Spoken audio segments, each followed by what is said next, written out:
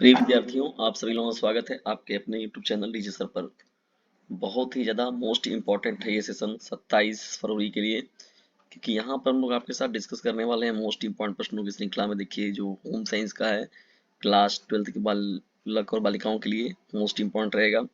और ये अति लघु उत्तरीय प्रश्नों की श्रृंखला पर जो भी बातें किया गया डिस्कस, वो सभी मोस्ट इम्पॉर्टेंट है। और इस तरीके से बात किया जा रहा है जिस प्रकार से मतलब आप लोगों का काम जबरदस्त तरीके से हो जाए। और जो अति लघु है, लघु उत्तरीय है, उन दोनों के हिसाब से डिस्कस कंटेंट आप लोग के लिए बनाए जा रहे हैं।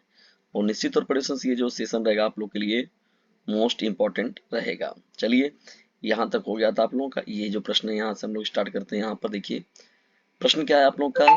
मोस्ट इम्पोर्टेंट प्रश्न डिस्कस बहुत ही महत्वपूर्ण है आपके एग्जाम के लिए। देखिए प्रश्न क्या है आप लोगों का। शारीरिक फिटनेस समग्र स्वास्थ्य पर कैसे प्रभाव डालती है। बहुत ही इंपॉर्टेंट प्रश्न है। शारीरिक फिटनेस जो होता है वो समग्र स्वास्थ्य पर कैसे प्रभाव डालता है। देखिए दोस्तों, शारीरिक फिट होना बहुत ही महत्वपूर्ण चीज होता है।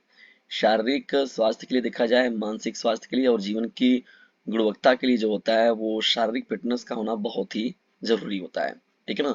और देखिए सुधार के लिए जो होते हैं दोस्तों, समग्र कल्याण में महत्वपूर्ण भूमिका निभाता है शारीरिक रूप से फिटनेस होना। जैसे देखा जाए विराट कोहली को हम लोग देखते हैं कि उसके अंदर कंसिस्टेंसी इस बात की है, यानी शारीरिक रूप से फिटनेस जबरदस्त है उसका शरीर। मतलब देखेंगे और जो प्लेयर्स हैं चोटिल ज्यादा हो जाते हैं, चोटिल हो गए, ये हो गए, वो हो गए, गिर गए, लड़ गए, भिड़ गए, चोटिल हो गया, किसी कारणवश बाहर हो गया, लेकिन विराट कोहली के अंदर हम लोग जब देखते हैं तो वो हमेशा फिट रहता है। वो ना एवरी टाइम रेडी, मतलब रेडी एवरी टाइम।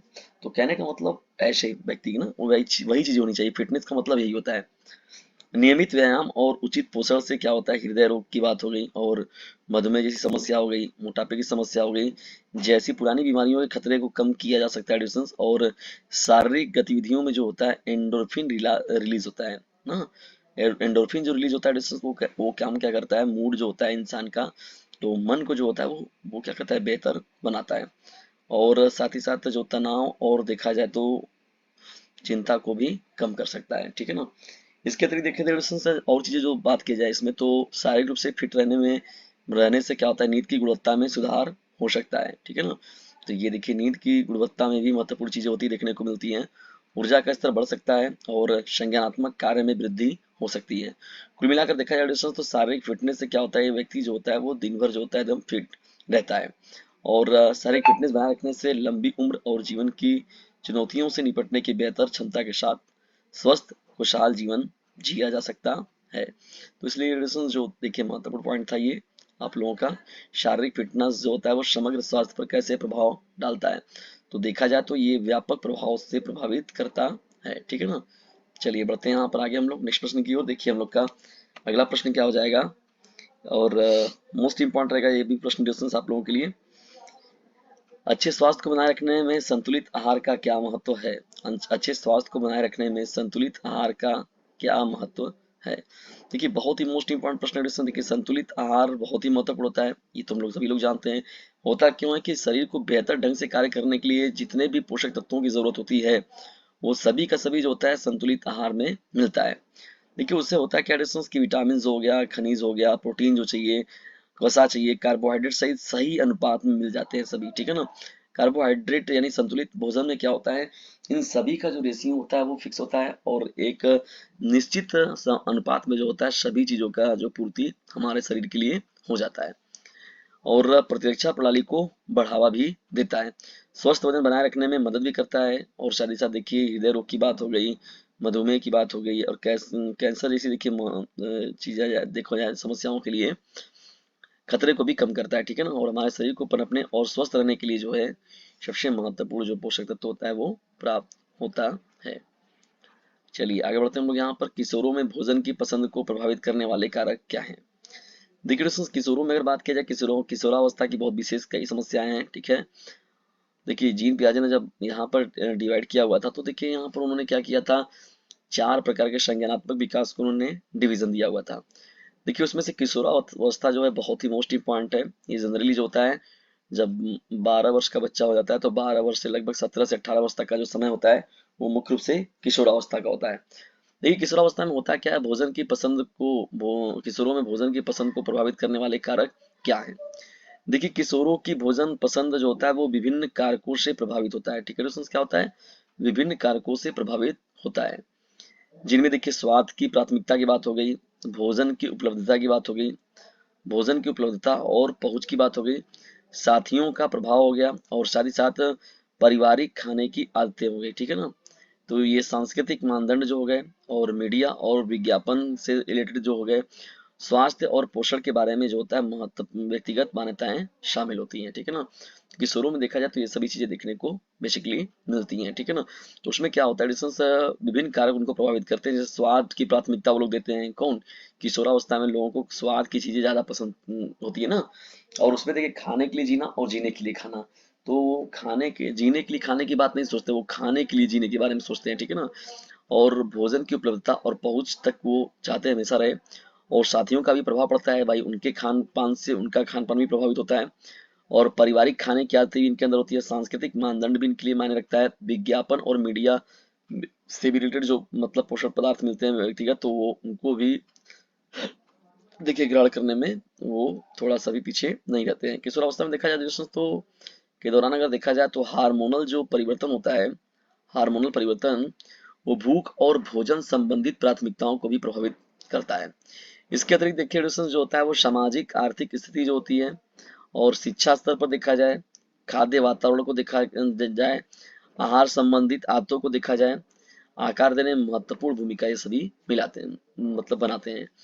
सब मिला जुला कर देखा जाए एडिशन बात किया जाए अगर, तो देखिए जैविक और सामाजिक और पर्यावरणीय कारकों का संयोजन जो होता है किशोरों के भोजन विकल्पों को प्रभावित करता है, जो शिक्षा की, समर्थन की और पौष्टिक खाद्य पदार्थों तक पहुंच के माध्यम से स्वस्थ भोजन व्यवहार को बढ़ावा देने के महत्व पर प्रकाश डालता है। ठीक है दोस्तों, तो इस तरीके से क्या होता है भोजन जो होता है प्रभावित करता है। चलो चलिए दोस्तों हम लोग बढ़ते हैं आगे यहाँ पर दोस्तों, लेकिन आगे बढ़ने से पहले यदि वीडियो थोड़ा सा भी हेल्पफुल आप लोग के लिए लग रहा हो तो इसे अपने क्लासमेट पर शेयर जरूर कीजिएगा। और मोस्ट इंपॉर्टेंट कंटेंट आप लोगों के समक्ष चल रहे हैं दोस्तों, और बहुत ही ज्यादा इंपॉर्टेंट है। देखिए अभी हम लोग 7 पेज पर हैं, 28 पेज का ये पूरा का पूरा कंटेंट है। तो डिस्टेंस से इसे जबरदस्त तरीके से शेयर कीजिए, तब आप लोग के लिए दूसरा कंटेंट रहेगा वो रेडी रहेगा तुरंत।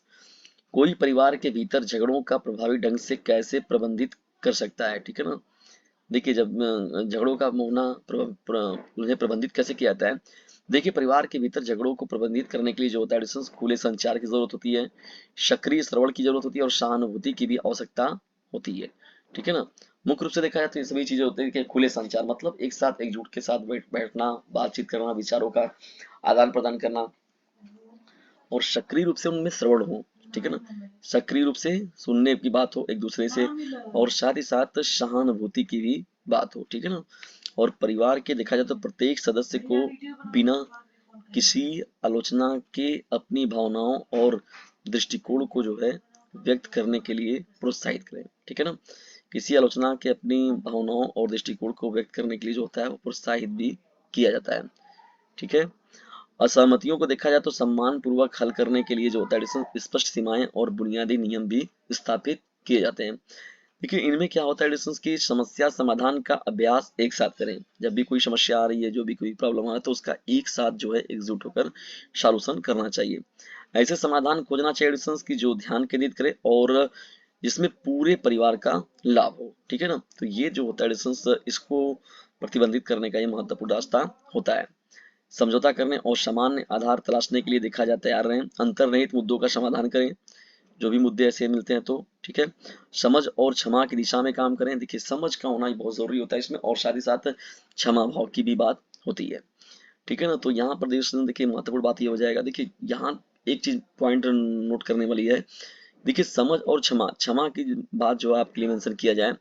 कहा जाता है कि जब अपनों से लड़ाई हो तो उसमें यदि आप हार गए तो समझ लीजिए आप जीत गए। ठीक है ना? तो ये चीज होनी चाहिए। यदि आवश्यकता हो तो किसी चिकित्सक या मध्यस्थ से बाहरी मदद भी आप ले सकते हैं।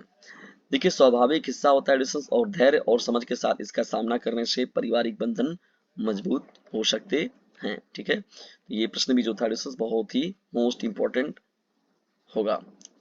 चलिए आगे बढ़ते हैं हम लोग यहाँ पर नेक्स्ट प्रश्न की ओर। देखिए अगला प्रश्न क्या है हम लोग का, घर के कामों में बच्चों को शामिल करने के क्या फायदे होते हैं। देखिए डिस्टेंस घर के कामों में डिस्टेंस क्या होता है कि शामिल करने के कई फायदे मिलते हैं। ठीक है ना? देखिए बच्चों को देखिए जिम्मेदारियों को सिखाता है, और उपलब्धि की भावना पैदा करता है, एकजुटता की भावना का पैदा करता है और स्वतंत्रता को बढ़ावा भी देता है। बच्चे समय प्रबंधन को सीख पाते हैं, संगठन को सीख पाते हैं कि भैया संगठन क्या होता है, टीम वर्क को वो समझ पाते हैं कि हाँ एक साथ एकजुट होकर टीम वर्क करने से क्या लाभ मिलेगा, जैसे मूल्यवान जीवन कौशल वो सीखते हैं।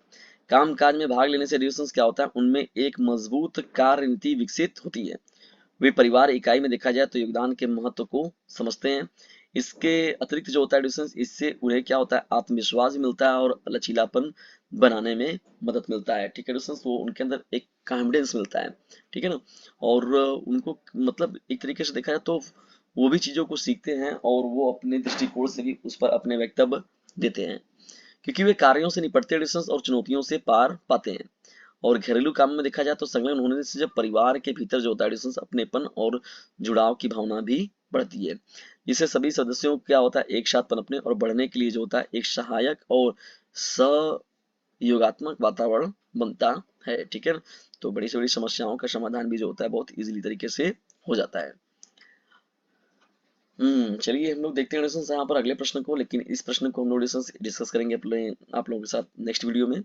देखिए लमसम जो है ये कंटेंट आपके लिए बहुत ही मोस्ट इंपॉर्टेंट चल रहा है डिस्कशन सीरीज आप लोगों के लिए। इन सभी प्रश्नों को आप लोग देख कर जाइएगा। बहुविकल्पी के मोस्ट इंपॉर्टेंट प्रश्नों की श्रृंखला आप लोगों को पहले ही बताई जा चुकी है। कंटेंट बहुत सारे आप लोगों को अवेलेबल कराए जा चुके हैं, लेकिन आप लोग डिस्कशन खुद लाभ उठाते हैं लेकिन अपने क्लासमेट पर कंटेंट को शेयर नहीं करते हैं। ये गलत बात है, इसे अपने क्लासमेट पर शेयर जरूर करना चाहिए। तो जाइए फटाक से इस वीडियो का लिंक जो अपने क्लासमेट पर शेयर जरूर कीजिए।